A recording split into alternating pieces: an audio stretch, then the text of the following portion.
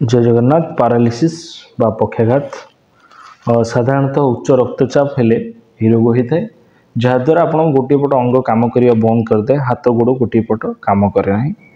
किछिटा घरोई exercise आपन को शिखाऊँ जोटा आप घरे अभ्यास करेंगे जदि गाँ गहल अच्छा जदि फिजियोथेरापी चिकित्सा आप जापना किछिटा करेंगे आउ फिजियोथेरापिस्ट को देखा करेंगे से पाखे चिकित्सा ना साधारणतः यही रोग आपणकर मांसपेशी काम करवा बंद कर दिए जो स्नायु मस्तिष्क स्नायु को मांसपेशी पाखु जो कमांड आसवा कथा जो मूवमेंट करने से गुड़ा बंद हो जाए जहाँफल रोगी सब जानीपे किंतु मूवमेंट करें तेणु किछिटा घरोई उपचार जोटा आप करेंगे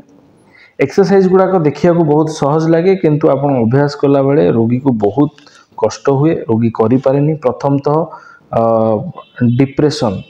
कारण कौन सी एक्सरसाइज से इच्छा प्रकाश करते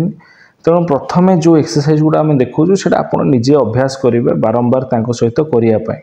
जिते आप गोटे दिन 2 दिन 5 थर 10 थर 15 थर रिपीटेशन करेंगे बारंबार करेंगे जहाद्वारा ब्रेन को कमांड जीव जे यही हाथर एमती मूवमेंट करार अच्छे यही गोड़ एमती मूवमेंट करार अच्छे धीरे धीरे जो मसल पावर गोटे पावर थाए grade 1 grade 2 grade 3 grade 4 grade 5 grade 1 रे प्राय मसल थाए ग्रेड 0 रे थाए ग्रेड 2 रे थाए तो आप करने द्वारा से मसल गुड़ाक सब इनिशिएशन हम कम करवा स्टार्ट हे स्नायु गुड़ाक धीरे धीरे एक्टिव हे कम करवा स्टार्ट हे जहाँफल कि मसल पावर इम्प्रूव हम और मूवमेंट गुड़ाक धीरे धीरे आसो मन रखी था बाध्य बाध्यकतार कौन सी एक्सरसाइज करेंगे आपड़ धीरे धीरे करेंगे गोटे सब बड़ जिनस रोगी को बेस समय शुआबे बसापी अभ्यास करेंगे कि 2 जन 3 जन धरिकी ठिया होगापी अभ्यास करेंगे जहाद्वारा आपन जो अंग काम करूनी जो बॉडी वेटटा ट्रांसफर हुए बॉडी वेट जो पड़े सी चेष्टा कर चलियापी से चेष्टा कर से गोड़ मसल गुड़ाक सब कंट्राक्शन टाइट होगापी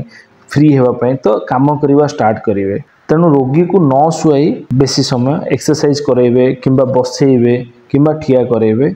यहाँ हूँ सबुठ बड़ कथा आशा करूँ ये जो एक्सरसाइज आपण कम आसंता एक वीडियो पुणी आम आपको किसी नुआ इनफर्मेशन देव धन्यवाद।